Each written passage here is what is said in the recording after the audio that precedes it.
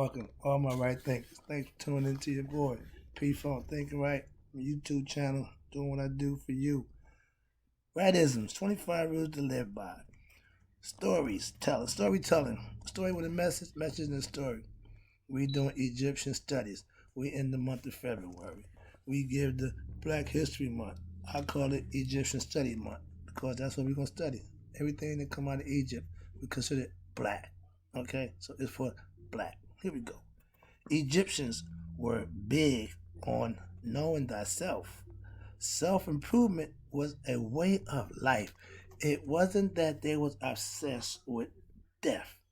They knew that the afterlife was the life that they would be in for forever. We call it heaven and hell. We have a concept that we live righteous for. We do right to what? To sit at the right hand of God, to get into heaven, to be in paradise and bliss.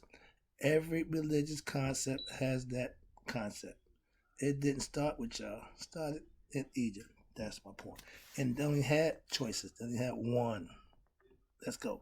The Egyptians knew knowledge of God, which they knew as self, was number one priority. Know thyself. That creed was on every temple doorway.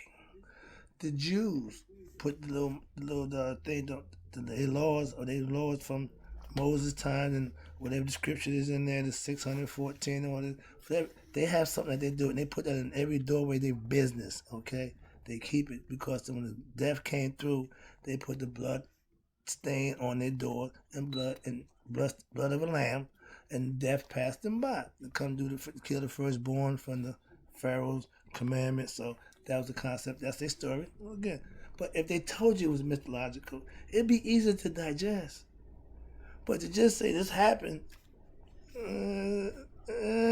that's all I'm saying. I'm going to leave that there. Here we go. The Egyptians knew about the enemy within. Why here before the enemy outside? We knew about Set. We gave you the ego. We gave you the id. We gave you the I, that me-I concept. They knew about that. Yes.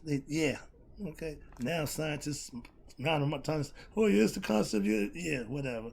Here we go. The Egyptians, the Egyptians, the Egyptians knew that self-knowledge was the best knowledge.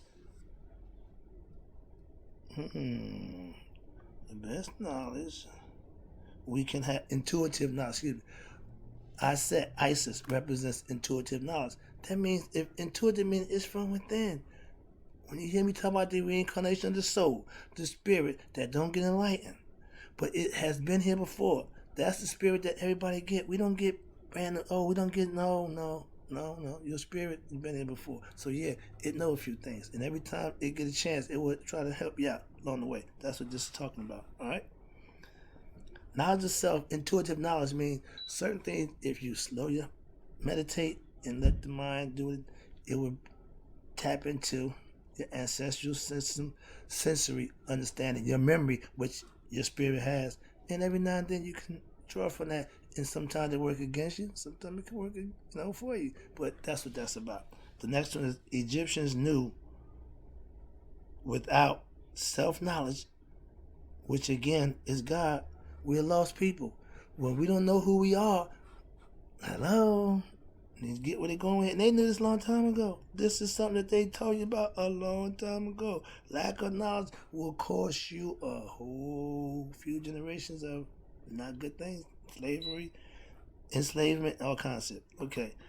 The Egyptians knew, the Egyptians knew not having to be a prophet, you could see ignorance won't advance. You ain't got to be a prophet to realize that you see somebody doing something you know is wrong. You ain't got to be Nostradamus and say, yo, my man, that ain't going to end up good. I'm 6 years old. I can tell guys now, you might want to do that. That's all. So respect for the elders, understand, listen to somebody who knows. That's all. And the Egyptians, they knew. The Egyptians knew, put it in the doorways of all the temples. Know thyself. They put it 11 inches deep, thick, so it can't be chiseled out. Know thyself for a reason. Okay? Here we go. And I'm big on that, just like they were. If you have no knowledge of self, everything else pretty much is irrelevant. But some people feel different. Okay. My lane is knowledge, spirituality. That's my lane. I ain't into economics. I ain't into history. I ain't into none of that. No. Knowledge. That's it. Okay. You need that, all the stuff you get. So I'm part of the situation, the solution. Ain't saying the only one, just one. That's all. One aspect. To attain knowledge, there has to be a teacher of it. In order to teach it, you have to know it. In order to know it, you have to experience it. You see where I'm going with this? Here we go. Yes, the Egyptians' mystery system was the enlightenment of the people to themselves. They knew what to do. They told you how to do it. They professed it. They practiced it for thousands of years that it worked. Therein lies my hook. That's why I'm rolling with them. And if they wrong, I'll be wrong. In a record by Gil Scott Heron, a man said, listen, if it feel this good being used, use me up. If I can survive with this mentality and this concept, I would take that any day. Because what I had before this wasn't working. I don't know what I'm going to have after this, if any, but this works for me. So I'm sticking with it. Here we go. That's my story, and I'm sticking with it. Here we go. Yes. Obtaining knowledge had to be, taught. Yes, they had a sage, high priest, that taught these concepts. I'm teaching it. No, I don't have a temple that I sit back, but I got my living room, I got my shrine, I got everything I need around me to do what I need to do. Okay? Keep my notes, personal notes, no books. I don't do the book thing no more. I'm way past the book. I need a book. So, but yeah, I read the books. I don't need the book to do what I do. So that's another thing. Here we go. Next one is, yes, the ancient Egyptians were spiritual people, non-violent, very holy, godly people. If you are a person who ain't built on having weapons and you're non-violent, you spiritual, and God is taking care of you, you live off of nature, you don't need a whole bunch of weapons, you need a whole bunch of that. But when people start coming and invading you, okay, here we go. Now we gotta go to the defense mode. Okay? They understood that. Okay? Next one is, yes, the education was life every day, living what you knew to be right. It wasn't a whole bunch of things other than what they were doing, living right. Okay? Tunnel vision. This is what we doing. This is how we doing. Hey, that's what it. When you join the service, when you go, even in prison, they still got order. You got to follow. You got to get up, go eat. Got to go home, get ready, go to work, do a whole day's work for little or nothing pay. But ain't no let's laying around you. No. People got listen. Don't let TV give you images of a project about stuff that you don't know nothing about. Ask the people who did it and listen to them, and don't compare it to what you see on TV. I'm tired of justifying what you see on TV to what is real. So, again, I digress. Yes, they also gave the creed, again, knowledge. You gain knowledge from the cradle to the grave.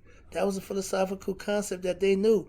Even the old man learned new things as he watched, observed. You can only learn from observing, paying attention, and grasping and comprehend what's going on. Yeah, but knowledge is something you can obtain from the cradle to the grave. That's what it was prescribed for. Why be ignorant or, I know everything. How can you know everything? Nobody knows everything except God. Here we go. Next one is self-improvement in ancient times was the way of life. That's how they lived. To better themselves. Why? To get ready for the afterlife. See, they had a purpose. They had an agenda. They didn't have long life. No. Shit and get, as they say. Handle your business, do what you gotta do because they ain't gonna be right here long. Handle your business and go.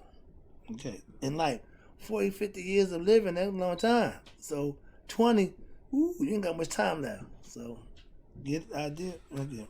Self-improvement in ancient times was a way of life. Remember, the Egyptians did not have long lifestyle. Like I told you, 35 to 48 years was the max, okay, for them.